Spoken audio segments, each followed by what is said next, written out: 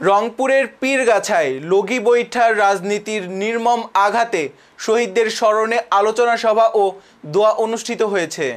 মঙ্গলবার ২৮ অক্টোবর উপজেলা জামায়াত কার্যালয়ে পীরগাছা ইউনিয়ন জামায়াতের আমির আবু সুফিয়ান সুজনের সভাপতিত্বে এতে প্রধান অতিথি ছিলেন জেলা জামায়াতের সহকারী সেক্রেটারি মাওলানা মোস্তাক আহমেদ।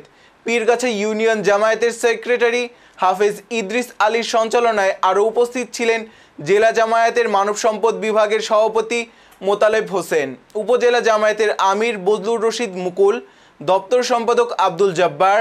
এছাড়াও জামায়াত ও অঙ্গ সংগঠনের বিভিন্ন পর্যায়ের নেতাকর্মীবৃন্দ উপস্থিত ছিলেন। আলোচনা শেষে শহীদদের আত্মার মাগফিরাত কামনায় দোয়া করা হয়। আমাদের জীবন ওয়াউলিল আলবাব, এটা হচ্ছে একটা নিদর্শন, লাআল্লাকুম তাত্তাকুন, যাতে করে তাকওয়া অর্জন করতে পারো। প্রিয় ভাইরা আমার, কিসাসের বিধানটাকে খাটো করে বা ছোট করে দেখার কোনো বিষয় না। যদিও অধুরা, আমরা আমাদের অনেক ক্ষয়ক্ষতি, অনেক ভাইকে আমরা হারিয়েছি। আমরা বাস্তবতার দিকে লক্ষ্য করলে কোনো ভাইয়ের জন্য কেসাস আমরা গ্রহণ করতে আজ অবধি সক্ষম হতে হয়নি। লগি বৈঠা দিয়ে হত্যা করেছে, শুধু হত্যা করেই ক্ষান্ত হয়নি, তারপরে সেই লাশের উপরে তারা নৃত্য করেছে, যেটি মানে কি বলবো, সভ্যতা একেবারে নিম্ন স্তরে পৌঁছে দিয়েছে সারা পৃথিবীর কাছে। সেদিন এই পৃথিবীর এই বাংলাদেশটা যে এদেশের মানুষ যে একটা অসভ্য জাতি, সেটি প্রমাণিত হয়েছে। ইন্ডিয়া এক নেতার এক দেশ সকল রাজনৈতিক দল নিষিদ্ধ করে দিয়ে শেখ মুজিবকে একক হিরো এবং নায়ক বানানোর কারিগর হচ্ছে ইন্ডিয়ার রং।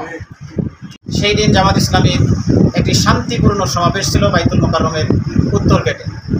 ওই দিন আমিরে জামাত শহীদ আল্লামা মতিউর রহমান নিজামী রহিমাহুল্লাহ সহ দলের সেক্রেটারি জেনারেল এবং দলের শীর্ষস্থানীয় নেতৃবৃন্দ এই শান্তিপূর্ণ সমাবেশে বক্তব্য রেখেছেন এবং বক্তব্য রাখার ঘোষণা আগেই দেওয়া হয়েছে। তৎকালীন সেই লগি বৈঠার যারা ধারক বাহক, খুনি হাসিনার নির্দেশে আওয়ামী লীগের সেই নরপিশাচরা প্রকাশ্য দিবালোকে লগি বৈঠার তাণ্ডব চালিয়ে আমাদের নিরস্ত্র, আমাদের নিরপরাধ ভাইদের উপরে নির্মম আক্রমণ চালায় এবং সেখানে শত শত ভাইরা আহত হয়ে যায় এবং অনেক ভাই সেদিন শাহাদাত বরণ করে।